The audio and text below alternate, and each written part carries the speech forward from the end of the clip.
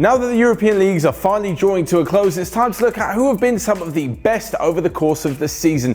It's very difficult to choose, but we're going to go ahead and try in the next few minutes as I bring to you the starting 11 plus a few substitutes of the best players in Europe this season. So up first, and we start in between the sticks, of course, there were some familiar names that I was going to put in there. Alisson had a pretty good season, although he had some injuries. Ederson won the Golden Glove in the Premier League. Ter Stegen was fantastic again, but for me, it's going to go just beating Jan Oblak to Thibaut Courtois. Now, this is actually slightly more impressive given the fact that he had a pretty poor first season at Real Madrid. This season, though, none of the sort. Defensively, Madrid have been absolutely brilliant, and, well, Thibaut Courtois taking home the Zamora Trophy for the most amount of clean sheets only goes to show just how fantastically well he has done. Real Madrid have also conceded so few goals that it makes their title victory in La Liga even more impressive. Into the defensive spot now, and the right back position, again, a difficult one, and I'm not actually going for Trent Alexander-Arnold.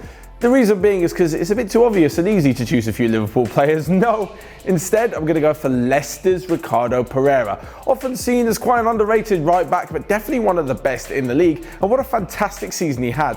Now, of course, there's so many sort of different categories that fits into a fullback these days. How good at attacking they are, there's the crossing, their passing.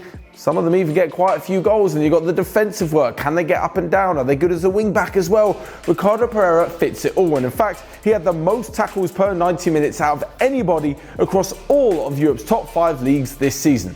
Of course, Trent Alexander-Arnold did get 13 assists in the Premier League as well, and he was very close, but I kind of like the inclusion of Pereira. But for those of you who are wondering where the Liverpool representative is going to be, of course, it's in central defence with Virgil van Dijk.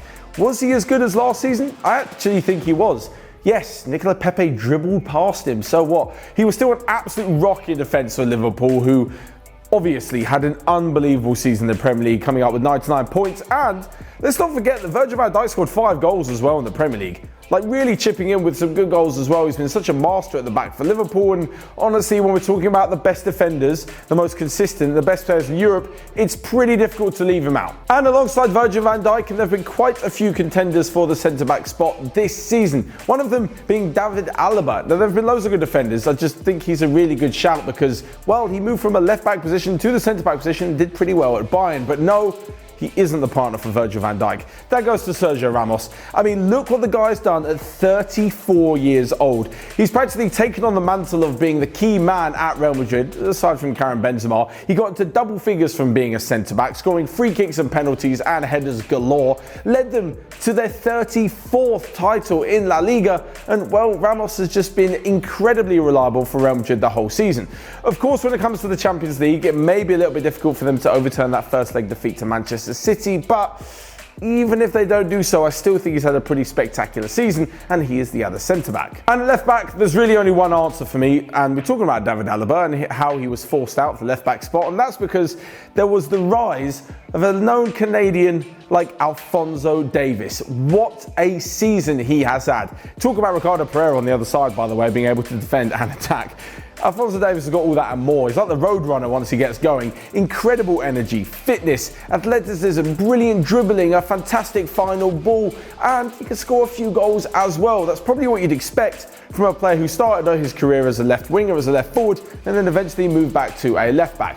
Definitely not only the best player in Europe's top 5 leagues at left back this season for me, the best left back, if not the best player in the Champions League this season, and probably in many years to come as well. It's the midfield position now, and yes, there was quite a lot of potential candidates for these two spots. The first one for me is clearly obvious. In fact, he should have won the Premier League Player of the Season ahead of Jordan Henderson, but that's neither here nor there. It's Kevin De Bruyne.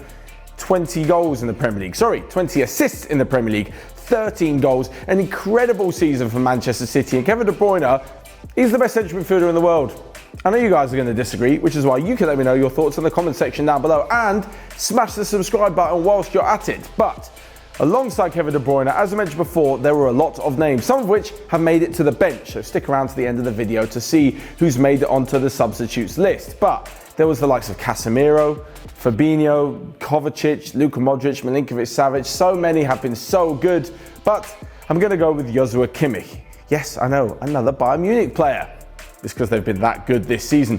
Joshua Kimmich is not only a top-class central midfielder, but also a brilliant right-back and can probably play centre-back as well. He's going to be the future captain of Bayern and Germany, and what a year it's been for him. There's been spectacular goals, including the crucial one over Dortmund in the title race for the Bundesliga. Fantastic goals in the Champions League as well, and if he isn't lifting the Champions League trophy by the end of the season, I'll be pretty damn amazed. Anyway, Joshua Kimmich alongside Kevin De Bruyne to sort of balance out that very attacking central midfield. So in this 4-2-3-1 formation, there's a central attacking midfielder, a number 10 role. It's going to go to Leo Messi. I honestly couldn't think of anyone who would probably have a better role. And for those of you Ronaldo fans that have switched off already, don't stick around. Your favourite player may be coming up in just a little bit.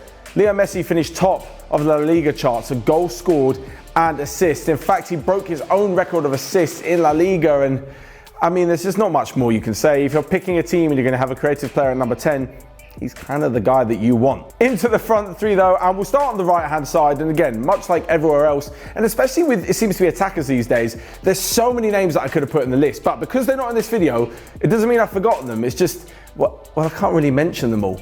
Yes, I could sit here and reel off like the top 60 attackers in European football, but it'd be an awfully long and awfully boring video. So with the likes of Salah, Mane, Aubameyang, Icardi, Neymar, Mbappe, and a few others out of the way, the right-hand side belongs to Jadon Sancho. It's no wonder that Manchester United, as well as a few others, but mainly United, are interested in paying over 100 million euros for the Englishman, because with 17 goals and 16 assists, he's had yet another outstanding season. It's so hard to forget that he is still so young. In fact, last season, up until last year, he still qualified for the Golden Boy Award. Anyway, it looks like Sancho will be playing in the Premier League next season, but what he's done for Dortmund this season has been brilliant. He helped them to, well, let's not really say a title challenge, but they were kind of there or thereabouts until the last few weeks of the season. Now, what he's done, I'm sure he'll be able to do for the next few years at least. Definitely going to be one of the top players in the world in the upcoming years. So with Jadon Sancho on one hand side and Lionel Messi in the middle, there's one player on the left-hand side, Cristiano Ronaldo. Who else is it going to be? And yes, before you all blag on about how he's playing centre forward, this is Cristiano Ronaldo we're talking about. At Juventus, he does play up front, but he can also drift out to the left as well. And we've seen so many goals this season, famous Cristiano Ronaldo goals. And he's on the left, he cuts inside, that right foot unleashes a shot, which the goalkeeper barely sees. In fact, 31 goals in Serie A this season pretty much tell you that Ronaldo has been on absolute fire. In fact, you look at his last season at Real Madrid when he had 26 goals in the league. Then he moved, first season at Juve, 21, and you're thinking, oh, he's 34 years old, he's gone down by a few goals, maybe he's not going to hit the heights. Have you guys not learned? Never write off Cristiano Ronaldo. 35 years old, banging in 31 goals in the league. That doesn't even count the Champions League and the Coppa Italia as well. You can really bank on Juventus having a chance at lifting the famous trophy whilst they've got a firing and fit Cristiano Ronaldo. But with that said and done, we come to the last spot on this team, and yes, there was definitely a call for the likes of Sergio Aguero and Ciro Immobile to be in there. But ignoring Robert Lewandowski just was never going to happen. So many goals for the Polish striker this season. I believe it was around 50 goals in 30 odd games for Bayern Munich. And well, that's just outstanding. It's been the most prolific season of his career, and they're not even done yet, with the Champions League still to come. And the fact they've got a second leg before entering the mini tournament of the last 8 means he's got one more match to bag just a few more goals. Of course, he did lift the Bundesliga title and the DFB Pokal this season, and although the Ballon d'Or has been cancelled to 2020, if it wasn't, from what I've seen, I'm pretty sure he was most people's favourite. So with that said and done, the 11 is there. Let's take a quick look at who would be on the bench. First off, and I'm going to go for Ederson, having just missed out on the goalkeeper spot. There's Trent Alexander-Arnold as well, and Bruno Fernandes had a brilliant impact at Manchester United. Papu Gomez and Josip Ilicic have been brilliant in Atalanta's surge to near the top of Serie A and the Champions League as well. Along with this has been the goal-scoring freak that is Ciro Immobile, and the evergreen Karim Benzema helping Real Madrid to yet another La Liga title. So there you have it, my 11 for the season out of all the big 5 leagues in Europe. But what do you guys think? Let me know your thoughts in the comment section below, who you would have had in, who you definitely wouldn't have had in, and who actually would be your manager as well. Whilst you're at it, as I mentioned before, smash the like button, let me know your thoughts, and until next time, I will see you guys later.